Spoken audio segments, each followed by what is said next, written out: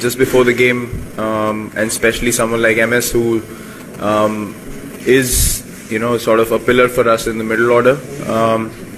With Parthiv coming in, obviously we'll have to sit down and see if that situation comes in where he has to play.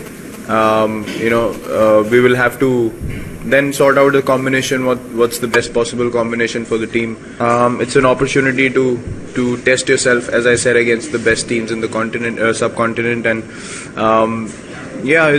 it's always been a very competitive tournament, and you have to be at your best because you have different oppositions with different set of skills testing you out all the time. And going into the World Cup, as I said, because the conditions are similar, we're probably going to play all these oppositions at some stage.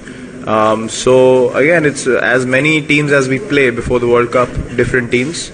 It gives us a great opportunity to assess what the teams are like, what the balance is like, what their strengths and weaknesses are, and where do we stand against them, and how the matches have been played. So if you see this team, if you see the number of IPL games being played by all the players, the number is very high. So everyone individually in their own teams in that tournament know what needs to be done at what stage. So I think even MS doesn't need to, he's not required to put in sort of so much thought as to what needs to be done, because the players already have so much experience. So I think it takes a lot of load off him as well, and that's why the fact that he said the team is in autopilot mode, I think that's what he meant, that everyone knows what needs to be done at what stage. My plan in my early T20 playing days was get myself in, maybe 10 of 10 balls and then take off, but it all depends on what kind of mindset you're in.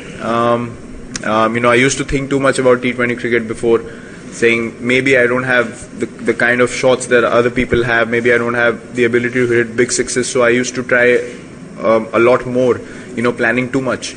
Now I just go and play on instinct. I've come to terms with the fact that I can't hit too many sixes, so I'd focus on boundaries. I just sort of molded my game towards that, try to hit the ball in the gaps and get fours rather than sixes, which is probably a high risk shot.